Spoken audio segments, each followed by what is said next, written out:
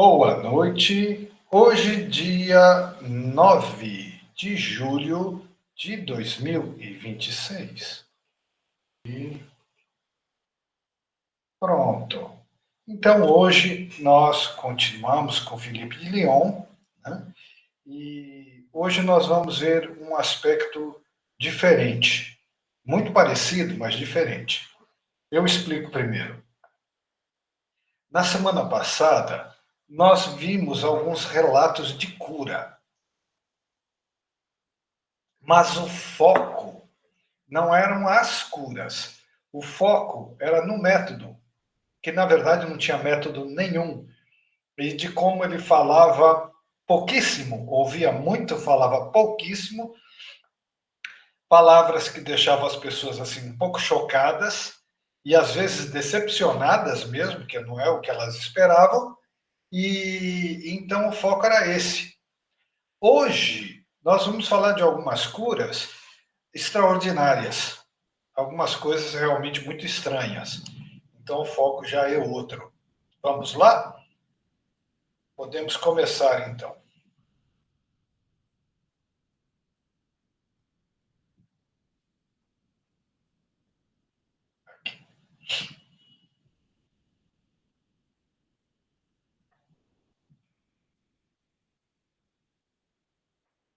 Pronto? Então, o primeiro relato, curas extraordinárias. Primeiro uma explicaçãozinha. Sobre seu método de cura, ele era capaz de ver encarnações anteriores das pessoas. Como se, simplesmente olhando a memória da alma, fosse baixada de alguma forma na mente de Felipe. Né? Então, isso já logo de cara é interessante, porque nós vemos durante o relato todo, nós vimos a trajetória toda dele. Ele é uma pessoa profundamente cristã, mas a Igreja Católica não aceita a reencarnação. Deveria aceitar, tá? A minha interpretação do Evangelho é que era uma crença comum no meio judaico, não tinha nada de extraordinário, mas isso é uma outra discussão. O que eu estou querendo focalizar é o seguinte: é que, primeiro, ele não defende a encarnação. Ele simplesmente olhava para a pessoa e via. Mas isso faz dele também o que eu chamo de um cristão independente, tá? Não necessariamente ligado a uma instituição. Ele segue lá do jeito dele. Não quero me comparar, mas semelhante eu sigo do meu jeito. Então vamos lá.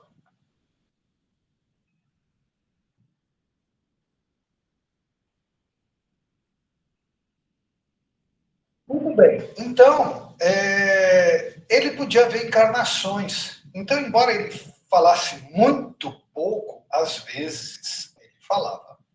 Então, sobre a reencarnação, ele, Felipe Leon, dizia: eu não sei se você acredita em reencarnação. A dúvida é exatamente por causa da Igreja Católica. Eu não sei se você acredita em reencarnação. Você é livre para acreditar nela. O que eu sei é que eu me lembro de ter existido antes e sei quando vou sair de novo. A alma é muito mais antiga do que o corpo e, como tal, voltamos a este mundo para pagar as nossas dívidas, como tudo tem de ser pago. Então, nas palavras dele, lei do karma, né? Ele, portanto, parecia vincular suas habilidades de cura com a resolução do karma da pessoa. Continua ele mesmo explicando. Você vem na minha frente e me diz o que você tem. Quando você faz isso, algo sobrenatural acontece em você. E se a minha alma ouve suas palavras, você está curado. Para curar o doente, você precisa pedir a Deus que perdoe seus erros. E então, ao mesmo tempo, a alma é fortalecida e o corpo é curado. Então, a pessoa vem, diz o que ela tem. Quando ela faz isso, algo sobrenatural acontece. Se ela fala a verdade com sinceridade, está vindo à tona a verdade que antes estava encoberta. Ele chamou isso de sobrenatural. Se minha alma ouve suas palavras, entenda, se meu espírito, eu sou, não o ego. Se minha alma ouve suas palavras, você está curado. Não necessariamente, mas ele vai dizer que para curar o doente, precisa pedir a Deus que perdoe seus erros. Se houve sinceridade da pessoa, há uma receptividade para que isso aconteça. Mas depende de abrir o coração. Depende da verdade, né? Mas ele disse, então, que pede, perdoe seus erros. E assim a alma é fortalecida e o corpo é curado. Veja que interessante. Então, para ele, Filipe de Lyon, a cura verdadeira do espírito é a verdade e a experiência do perdão. E, eventualmente, a verdade e o perdão podem se refletir na natureza física do corpo. Mas depende da verdade. Então, a pessoa precisa abrir o coração para a verdade. Senão, o erro continua. Bem, agora começam os relatos, cujo foco, como eu disse, é mais para o extraordinário, não tanto nas poucas palavras que ele falava. Então, vamos lá. Um cavalheiro vem assistir a uma das sessões de Filipe, pede para falar com o mestre. Nós, então, perguntamos: esta consulta é para ti? Para mim? Ele respondeu. Então achas que eu sou tão burro como todas as pessoas aqui? Não, eu não venho por mim. Simplesmente fui enviado. E quanto a mim, nada tenho a pedir. Então esnobou todo mundo e chamou todo mundo de tolo, de crédulo. Para mim, então achas que sou tão burro como essas pessoas aqui? Nada tenho a pedir. E se Filipe olha para ele e diz: Senhor, podes vir ao quarto pequeno ao lado? Tenho que te dizer que é uma grande honra ir falar com Filipe a sós. Então o cavalheiro entra no quarto pequeno e Filipe diz-lhe: Sabe o que estavas a fazer em 28 de julho de 1884, às 3 da tarde? Você estrangulava uma mulher. Não tenha medo, só eu te vi. Mas a polícia logo vai te descobrir. Mas não tenha medo, não tenhas medo de nada. Se queres pedir perdão ao céu agora, não serás encontrado. Bem, este homem, tentando ser forte, caiu de joelhos e implorou perdão do céu. Então chegou com muita arrogância, né? E ele falou: você estava estrangulando uma mulher. E daí também a gente aprende que o perdão é uma lei maior que a lei dos homens. Vamos lá, um outro relato. Um jovem chamado Fier, com idade de 20 anos, sofria de bócio. Vinha frequentemente às sessões para implorar ao mestre de gentilmente lhe conceder sua cura. Vendo que, apesar das suas súplicas, o mestre não o curava, ele me pediu para solicitar a cura do seu bócio. Deixa eu ver quem é que está contando isso. Eu acho que é Alfred Rael. Então, ele queria muita cura e o Felipe de Leon, ele não gostava de ser chamado de mestre. Felipe de Leon não curava. Quer dizer, nem sempre a cura é possível. É Deus que determina, não é a pessoa, não é o ego. Então, ele não o curava. E aí, então, esse rapaz pediu para o narrador, que deve ser o Feridael, para solicitar a cura do Bócio, acrescentando que ele estava sem trabalho e que quando ele se apresentava para obter um emprego, ele sempre voltava por causa da sua deficiência. Não conseguia emprego por causa da doença.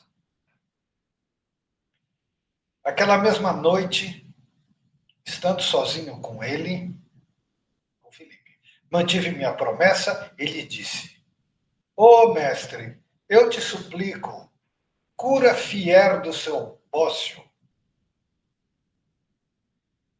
Ele me respondeu: Por que fazer? Já que, em um ano, ele deve partir para o outro lado.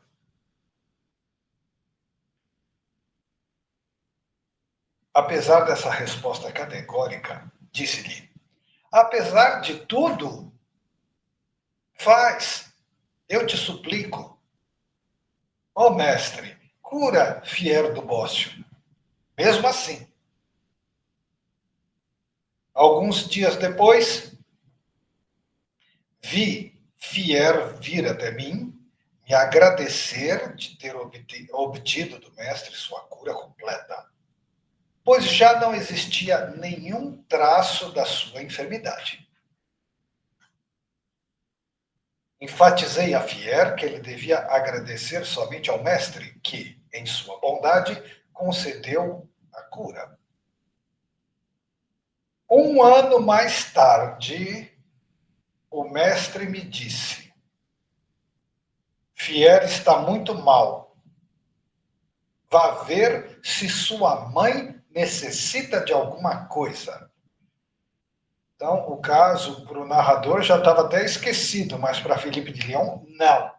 Um ano depois ele disse: Fier está muito mal, vá ver se sua mãe necessita de alguma coisa. Dirigi-me prontamente para a casa de Fier, que estava de fato muito mal. Sua mãe, aos prantos, me disse: Veja minha triste situação. Não é somente meu pai que está doente, acamado desde muito tempo, mas também meu filho, que está em seus últimos momentos. Esta noite, sem dúvida, vou ficar sozinha e tenho receio de vê-lo morrer. Veja como era grave. Ela disse que ele morreria naquela noite. No momento em que lhe disse que o mestre me enviara a ela para prover suas necessidades, dinheiro, né? No momento em que lhe disse que o mestre, que Felipe tinha enviado ele para prover as necessidades, o mestre, ele mesmo entrou. Aproximou-se do leito de Fier e disse, após alguns segundos de silêncio: Fier, olhe. Levantando a mão, ele apontou para um lugar. Fier, olhe. Você vê o que eu lhe mostro? Fier respondeu, oh, que lindo! O mestre acrescentou, é lindo? É lá aonde você vai.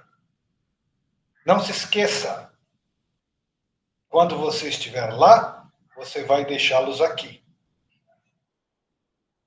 Depois de alguns segundos, o mestre disse ao jovem: Fier, entregue a mim a sua alma.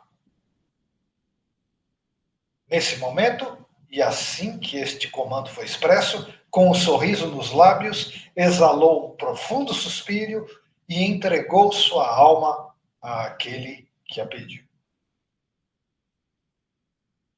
Impressionante.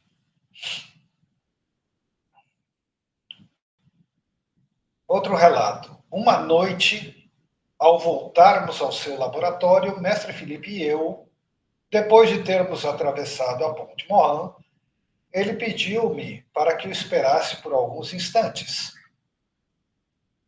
Ele acendeu seu cachimbo, desceu à margem do Rhône. Ali, dirigiu-se a 3 homens reunidos que decidiam sobre um golpe que iam dar. Vendo mestre Felipe sozinho dirigir-se a ele, acreditaram terem sido descobertos pela polícia. E quando ele os interrogou, começaram a negar. Não neguem, disse-lhe mestre Felipe. E para um deles, foste tu quem deu a ideia. Responderam-lhe que estavam sem trabalho, acossados pela miséria. Então, mestre Felipe prometeu-lhes trazer no dia seguinte, no encontro que marcaram, a quantia necessária para se estabelecerem. Como ele não tinha o suficiente, foi obrigado a pedir emprestado. Esses homens se estabeleceram em seguida e mestre Felipe disse que jamais algum comerciante foi mais honesto do que aqueles homens. Então, como eu prometi, o foco agora não está no comportamento, nas palavras. Agora o foco é o extraordinário mesmo. Um dia, mestre Felipe aproximou-se, estando eu presente, de um pobre homem sentado sobre seus calcanhares, que pedia esmola em uma das extremidades da calçada do colégio. Suas pernas, esmagadas por uma viatura, estavam paralisadas. Alguém o trazia ali e o levava de volta à tarde com um pequeno carro. Mestre Felipe lhe disse: eu conheço alguém que pode te curar. Deves pedir com fé a Deus e tuas pernas andarão de novo. Tu prometes que pedirás a Deus? Sim, respondeu o paralítico. E o mestre me disse depois, reservadamente, né? O mestre me disse depois, ele não pedirá coisa alguma.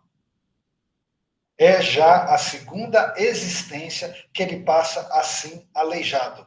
Ele não quer trabalhar.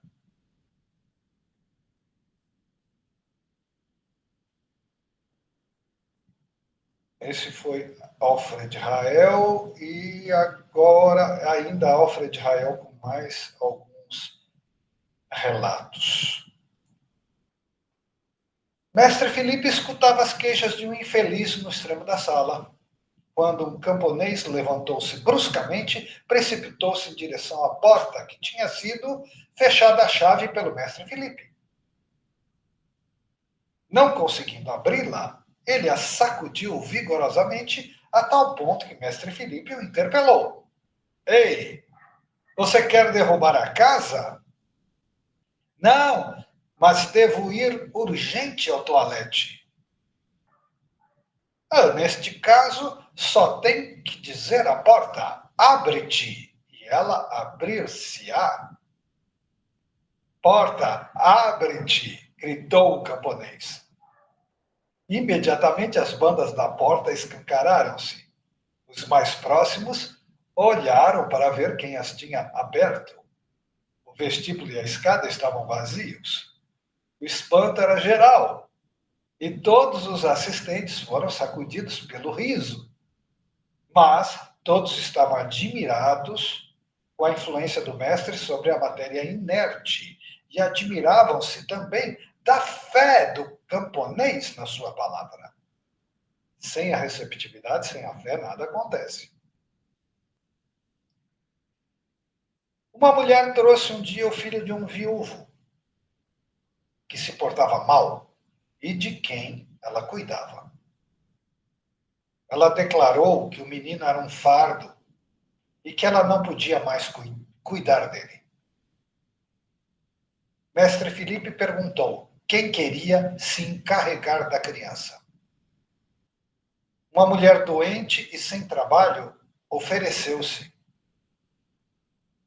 O mestre, emocionado com esta dedicação, disse: Você será a mãe dessa criança e eu serei o pai. E a felicidade estará na sua casa. A mulher era doente sem trabalho. Ele, como pai, então assumiu, né, a dificuldade financeira.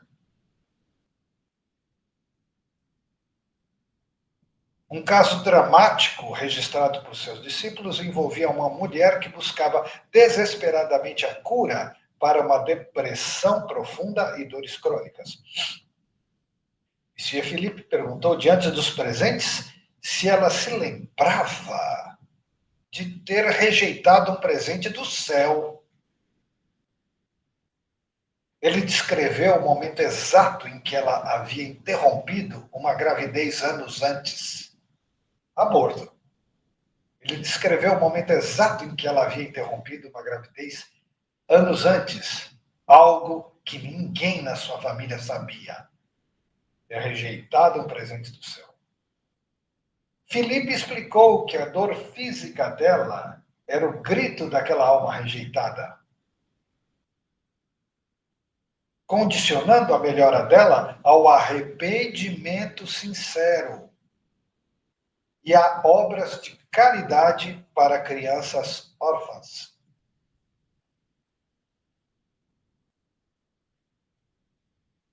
Havia um homem paralítico do braço direito. Mestre Felipe passou e perguntou a este homem o que ele tinha. Eu não posso me servir do meu braço, respondeu o homem. Mestre Felipe continuou andando e depois, voltando-se no meio da sala, andou de um lado para outro, dizendo: Tem gente que vem aqui pedir que eu os cure, mas esta gente não se lembra. Continuando a andar, ele voltou perto do doente e lhe perguntou: Então, você tem realmente necessidade de que seu braço seja curado? Oh, sim, senhor. Isso me incomoda muito, eu não posso trabalhar. Porém, outrora, você bem que o mexeu. Você se lembra de ter feito esse gesto? E mestre Felipe levantou o braço. O homem ficou amarelo. Depois de alguns instantes, sem esperar o fim da sessão, ele foi embora.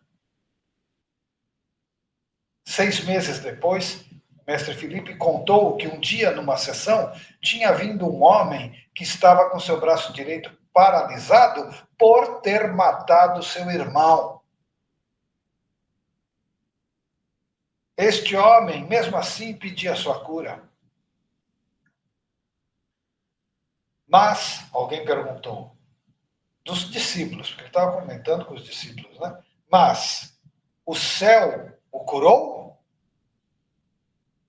Sim, respondeu o mestre Felipe. Ele lhe concedeu a cura. Lembrando, então, que todo o trabalho dele é centrado no arrependimento, que é a verdade, arrependimento é consciência, e no perdão. Então, o céu, Deus, não condena, ele cura, mas é preciso ter a verdade, é preciso ter consciência, é preciso ter uma nova consciência. E para aquele que não quis, ele falou, ele não quer. Ele já está na segunda encarnação aleijado e ele não quer. Ele não vai pedir coisa nenhuma. Mais outro. O mestre explicava a um jovem rapaz a razão de sua cura. Ele lhe disse que Em 1638, 2 séculos antes. Em 1638, você trabalhava com o senhor, perto de São Marcelão. Uma noite, um rapaz jovem, que era muito infeliz, roubou algumas batatas para alimentar sua mãe, que estava doente. Por causa disso, você queria pegá-lo e procurava uma ocasião para fazê-lo. Você então o surpreendeu roubando batatas e o levou até o senhor, que lhe disse que não valia a pena prender o rapaz. Quando você libertou o rapaz, o rapaz, ao se afastar, zombou de você. E isto lhe deixou furioso. Você tinha um bastão, você lhe aplicou um vigoroso golpe nos rins. Ele ficou paralisado das duas pernas pelo resto da vida. A mãe do rapaz e ele próprio foram atirados na mais profunda miséria. Deus teve misericórdia de você. Você não precisou passar fome, mas ficou paralisado dos rins e das duas pernas. Em seguida, o mestre lhe deu várias explicações sobre os seus pais, a fim de que ele ficasse absolutamente seguro sobre a veracidade de tudo aquilo que ele lhe havia dito, para que não restasse qualquer dúvida. Então, ele explicou o que estava acontecendo. Pelo que eu entendi do relato, ele não curou, só explicou. Há alguns anos, o mestre se encontrava no compartimento de um trem, na companhia de um conhecido e de um bispo, que era amigo deste homem. Conversaram e o bispo entendeu, pelas explicações do mestre, que ele se encontrava na presença de um homem de uma inteligência transcendental. Então lhe disse: já que você pode prever o futuro, você poderia me lembrar de um fato pessoal que ocorreu no passado? O mestre lhe disse: há muitos anos, um membro de sua família foi encontrado pendurado nas ferragens de sua janela. Teve-se a certeza de suicídio. Seu parente não se suicidou, ele foi assassinado. E depois seu corpo foi pendurado para simular o suicídio. O bispo, que quis testá-lo, né? O bispo, muito surpreso, declarou ao mestre que isso era exatamente a verdade. Mas o que ele estava mais admirado era que ele era o único depositário deste segredo da família. Por que ele era o único depositário, eu não sei se foi ele que cometeu ou não. Mas outro, referindo-se a uma pessoa presente, eis aí uma senhora, a mais feliz de quantos se acham aqui, e que acredita ser, estou certo, a mais infeliz. Eis aqui uma senhora mais feliz, mas ela se acha mais infeliz. Ah, tenho muita pena de vós. Que terias feito, senhora, no lugar de algumas das pessoas presentes que tinham problemas sérios? Estais sempre com medo. Medo de quê? Ali está outra senhora que, desde que se acha sobre a terra, nunca passou um dia sem ter medo do amanhã. Ainda hoje ela pensou: oh, como farei na próxima semana? Entretanto, ela está com 67 anos, nunca lhe faltou nada.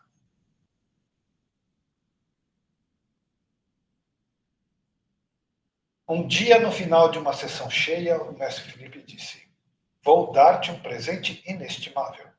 Deus vai perdoar-te de todo o mal que fizeste no teu passado até agora.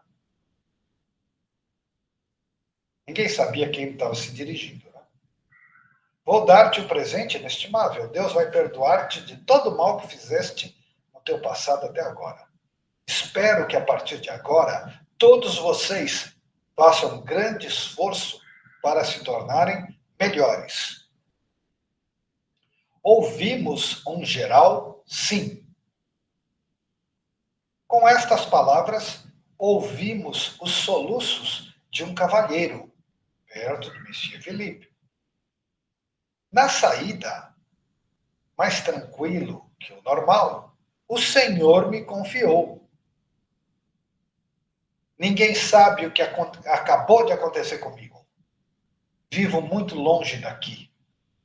Há meses preparo minha viagem a Lyon para pedir perdão pelo meu passado. Experiência do perdão. Mas era-me impossível fazer o meu pedido. Nem podia ficar de pé quando o mestre andava à minha frente. Estava desesperado por partir sem confessar-lhe o meu desejo de libertar-me de todo o meu passado. Nem precisou contar o passado. Libertar-me de todo o meu passado. Mas quando o ouvi, bem perto de mim, apagar o passado de todos, meu coração derreteu-se de gratidão e amor. Então, por mais extraordinários que sejam os relatos, eles estão sempre focados no arrependimento, encarar a verdade e na experiência do perdão. Sempre. Então, é fundamentalmente o Evangelho. Agora, não, agora sim.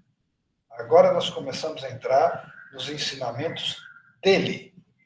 O que é uma coisa um pouco rara, porque ele atendia público, falava muito pouco, e nessas poucas vezes que ele falou, que a gente mostrou, ele falava de uma forma impessoal, para não constranger ninguém, né? Nem lembrar ninguém. Agora, são relatos das palavras dele, que não são um corpo de ensinamento, era ele falando informalmente, mas para os próximos. Então, vamos lá. Agora é o próprio Felipe de Lyon falando. Por que o homem foge da verdade? Porque o homem tem uma grande capacidade de enganar a si mesmo. Quando alguém faz algo que sabe não ser correto, a primeira reação não é reconhecer o erro, mas procurar uma explicação que o torne aceitável. Ficar justificando. A mente começa a trabalhar imediatamente. Ela encontra motivos, circunstâncias, justificativas. Ela diz: eu não tinha escolha. Ou diz: os outros fariam o mesmo. Ou diz: no fundo, não foi tão grave assim. Assim, a pessoa consegue continuar vivendo sem olhar diretamente para o que fez. A gente viu isso na prática nos relatos todos. Mas existe algo dentro do homem que não participa dessa mentira. Existe uma parte do coração que continua voltada para a verdade. Essa parte, nós chamamos de consciência, essa parte pode ficar silenciosa durante muito tempo, mas não desaparece. É por isso que algumas pessoas passam anos tentando esquecer certas coisas. E mesmo assim, continuam sentindo um peso interior. Não é um castigo exterior. É simplesmente a verdade que continua existindo dentro delas. Enquanto o homem não aceitar olhar para essa verdade, ele não encontrará paz. Curiosamente, o momento em que alguém começa a sofrer por causa da própria consciência é também um momento em que a cura se torna possível. Porque nesse instante, a verdade começa a vencer a mentira. Então, tudo que eu expliquei sobre a verdade, sobre a consciência e sobre a experiência do perdão, agora é explicado por ele mesmo. Né? Não é um castigo exterior, é simplesmente a verdade que continua existindo dentro delas. Enquanto a pessoa não aceita olhar para essa verdade, ela não encontra paz. Mas quando ela começa a sofrer por causa da consciência, é o momento em que a cura se torna possível. É o instante em que a verdade começa a vencer a mentira. Então, ele mesmo falando, a gente vê qual é o fundamento de todo o trabalho dele, como é que era. Que eu falei que ele curava pela presença e que era basicamente o evangelho vivido, porque ele não era um homem teórico.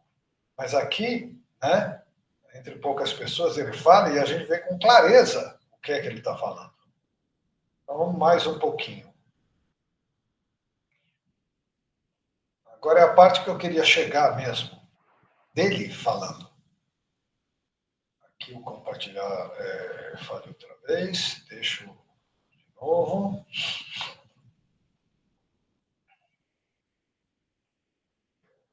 Agora vai. Foi. Próximo texto. A vida espiritual começa quando o homem deixa de mentir para si mesmo. Estamos no mesmo assunto.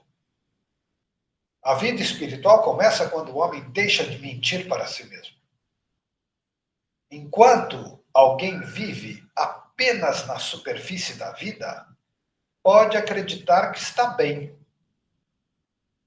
Pode explicar tudo, justificar tudo. É a mesma coisa que ele falou no outro texto. A vida espiritual começa quando o homem deixa de mentir para si mesmo. Enquanto alguém vive apenas na superfície da vida, pode acreditar que está bem, mas não está. Pode explicar tudo, justificar tudo.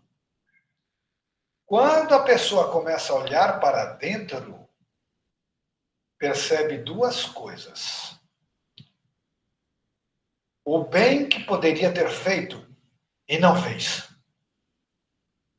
E o mal que fez e não queria ter feito. Por isso, alguns evitam esse olhar interior. Não porque a verdade seja cruel, mas porque ela pede mudança. Então veja que interessante como tudo está focado em encarar a verdade interior, né? A consciência, o arrependimento e a experiência do perdão. Ele continua nesse mesmo tema. Quando uma pessoa faz algo contra a verdade, ela tenta organizar a vida de modo que não precise mais pensar nisso. Trabalha, conversa, ocupa a mente com mil coisas. Mas dentro dela permanece uma parte que não aceita a mentira. Essa parte continua lembrando que a vida poderia ser vivida de outra maneira. E é por isso que a consciência incomoda. Não porque ela queira punir o homem, mas porque ela insiste em lembrá-lo da verdade, E ele não quer. Então, todos esses textos estão falando a mesma coisa com palavras diferentes. Cada ato meritório é, como os demais, marcado em nossa fronte. E ninguém tem o direito de nos julgar, pois Deus mesmo não julga. Somos nós mesmos que nos julgaremos. Deus não julga. Deus é perdão infinito. Deus pede que perdoemos 70 vezes 7, com muito mais razão, ele nos perdoa. Muito mais. Mas, quem nos julga? Nossa própria consciência. Nossa própria consciência, através da projeção mental, gera a lei do karma. Mas Deus não julga. E por isso mesmo não temos o direito de julgar, se Deus não julga. Por quê? Porque nós não sabemos absolutamente nada sobre a realidade do outro. O peso que ele carrega, os dramas interiores, a história, a própria lei do karma, as encarnações que ele, algumas pessoas mostrou, né? Nós não sabemos de nada. Então ele diz, cada ato meritório é marcado em nossa fronte, não tem como fugir. Mas ninguém tem direito de nos julgar, pois Deus, ele mesmo, não julga. Mas nós mesmos nos julgaremos. Mas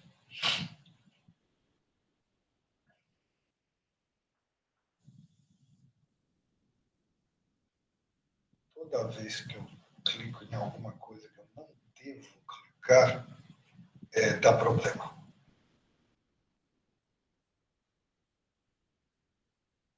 Pronto.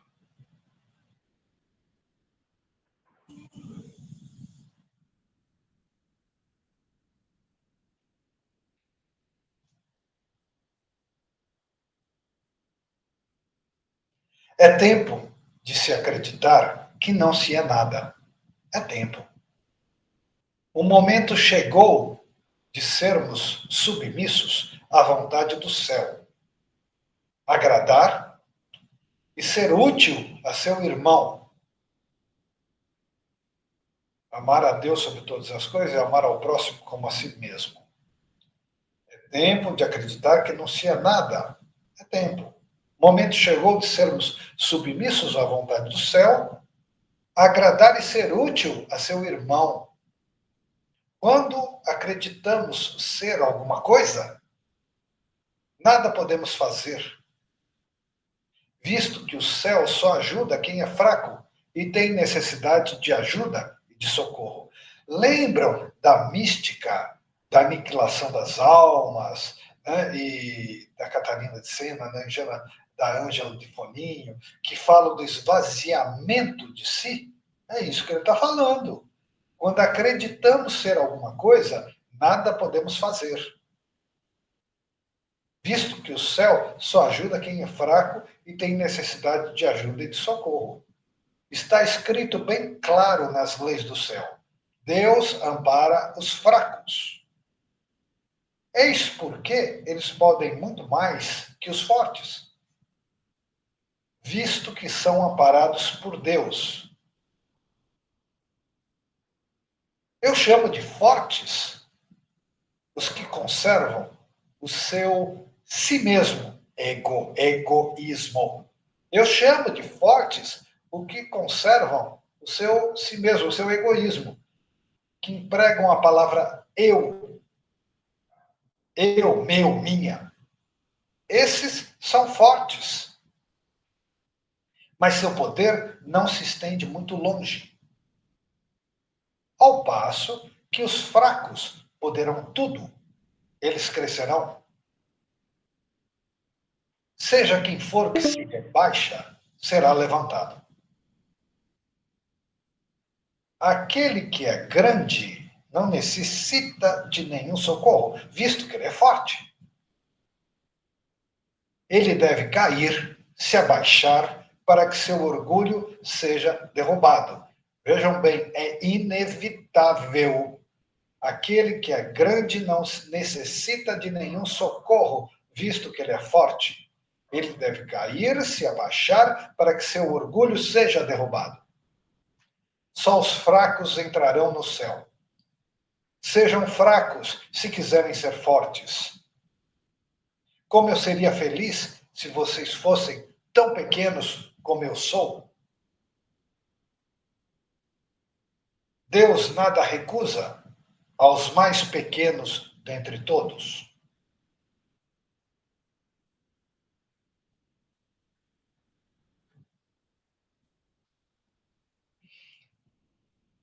A vida, o amor e a luz estando em vocês, vocês saberão tudo. Poderão agir como bem lhes parecer. É esta a maneira que empregamos aqui. É a mais simples e a mais difícil. Eu não ajo nem por magnetismo, nem por passes. Não que eles sejam errados, mas não é o que ele vive.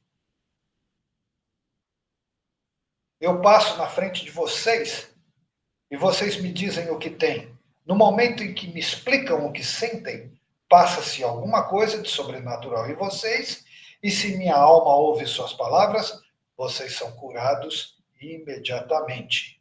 Isso ele já tinha falado, mas ali em cima diz: a vida, o amor e a luz. Estando em você, você saberá e vai agir espontaneamente, vai simplesmente acontecer. E ele diz: essa é a maneira que empregamos aqui. Quer dizer, o método de cura dele é esse, acabou. É a mais simples, mas é a mais difícil. Ele explica melhor, ele continua. Se você tivesse a caridade, obteria o alívio e a cura dos que sofrem. Caridade verdadeira. Você obteria o alívio e a cura dos que sofrem. É só pedir a Deus. Com confiança e fé, é possível remover montanhas. Não leram isso também no Evangelho? Para aliviar os doentes, deve-se pedir a Deus o perdão de suas faltas. E no mesmo instante, a alma se sente reconfortada e o corpo, por conseguinte, se acha aliviado. Se houvesse fé, todos aliviariam uns aos outros. O céu não saberia curar sem lavar, sem perdoar e apagar as faltas. Veja bem, ele diz assim: para aliviar os doentes, deve-se pedir a Deus o perdão de suas faltas. Então, ele está dizendo que o que aparece como doença é a lei do karma. E sem a lei do perdão, a lei do amor, que é a lei maior, não acontece. Porque a lei do karma é uma lei do mundo humano. Então a pessoa está aprisionada numa lei do mundo humano. Ela não chega na lei do amor, que é Deus. Então, seja qual for a doença, a pessoa precisa da lei do amor, da lei do perdão, que é maior do que tudo. E isso que se chama de doença é apenas um reflexo no espelho, uma aparência de algo muito mais importante que deve ser curado. Então a cura é fundamentalmente espiritual. Né? E aí pouco importa se aparece no corpo ou não, mas ele está dizendo que é um movimento natural. E aí, essa semana a gente falava, né? Bom, se tudo é projeção mental, se eu melhorar o meu estado interior, eu não vou projetar uma realidade melhor? Vai. Então vamos lá. Tá? Então, às vezes parece assim um parágrafo simples, mas ele está explicando como as coisas acontecem. Então, repetindo, para aliviar os doentes, deve-se pedir a Deus o perdão de suas faltas, e no mesmo instante a alma se sente reconfortada, se ela for receptiva, e o corpo, por conseguinte, se acha aliviado, não necessariamente curado. Se houvesse fé, todos aliviariam uns aos outros. O céu cura, lavando, purificando, perdoando, apagando as faltas. Lei do karma. A lei do amor é maior que a lei do karma. Não existe uma doença ou qualquer dificuldade que não seja, na verdade mesmo, lei do karma, que é projeção mental. Ele só não usava esses termos, mas ele vivia isso profundamente, muito mais do que nós que conhecemos esses termos. Vamos mais um pouquinho. Para conhecer a causa das doenças, deveríamos conhecer a nós mesmos. Quer dizer, saber de onde viemos, onde estamos, para onde vamos. O que ignoramos inteiramente no momento. E somente muito mais tarde, quando nossa alma tiver trabalhado suficientemente, é que poderemos saber. As doenças não são castigos. Deus não castiga. O que chamamos castigo ou punição é somente uma dificuldade logicamente ligada a nossos atos precedentes. Lei do karma. Ação e reação. Se nossa alma não estivesse doente, nosso corpo tampouco estaria. Então, esse parágrafo também tem muita coisa, parece simples, mas tem muita coisa profunda. Né? Então, para conhecer a causa das doenças, deveríamos saber quem somos, onde estamos e para onde vamos. A resposta, quando eu era jovem, isso era moda, né? Quem somos, de onde viemos e para onde vamos, as grandes questões. Hoje, eu sei responder as três perguntas. Quem somos? Deus, em essência. De onde viemos? Deus. Para onde vamos? Deus. Se não entender isso, nós vamos ficar no mundo da ilusão. E ele diz: nós ignoramos isso totalmente no momento, por causa do pecado original. Voltamos para o ego, para a vida material e estamos hipnotizados. Muito mais tarde, quer dizer, a alma vai ter que amadurecer, é o filho pródigo conhecendo o mundo, muito mais tarde a alma vai saber. Depois ele diz que as doenças não são castigos, que Deus não castiga. Deus não castiga. Para Deus nem sequer existe o mal, o pecado, etc. Já explicamos 1000 vezes que o pecado original não foi fazer uma coisa malvada. Pecado original, porque é a origem de todos os outros, que é esquecer de Deus. Estar separado de Deus. Então, Deus não castiga. O filho pródigo quis conhecer o mundo porque ele quis.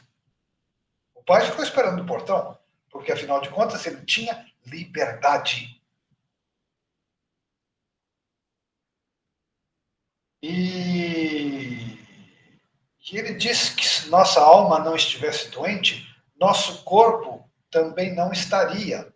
Eu sei que para quem está doente pode ser muito difícil aceitar isso, mas é a pura verdade. Como você pode conceber que o corpo fique doente por si mesmo?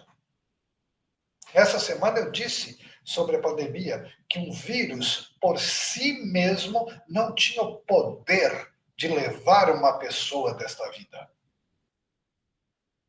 Podia parecer que isso acontecia, mas era simplesmente um modo como a coisa aparece. Por dentro, por trás há um plano divino muito mais vasto. Né? Então, se a nossa alma não estivesse doente, nosso corpo também não estaria. O Dr. Bach já falou isso, lembra? O espírito vai num caminho, o ego se afasta. Toda a espiritualidade fala disso. O problema é que com essa espiritualidade fast food moderna, é tudo falado da boca para fora. Mas a grande verdade é que o corpo por si mesmo, ele não desenvolve uma doença. O problema é quem eu sou, que está se mostrando como doença.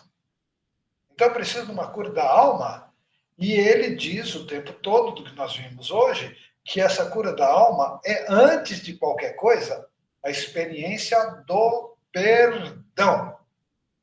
É central no ensinamento dele. Como eu sou muito ligado a ele, por isso que a experiência do perdão tem sido, assim, extremamente impactante e forte na minha vida. E eu só trouxe os ensinamentos dele no dia que eu pude dizer para mim mesmo que a questão do perdão estava resolvida.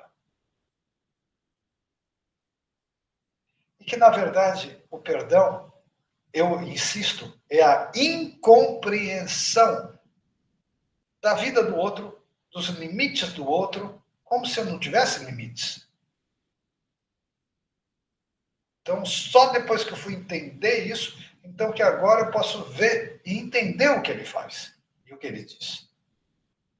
Porque ele diz de uma maneira simples demais para a gente entender a uma primeira vista.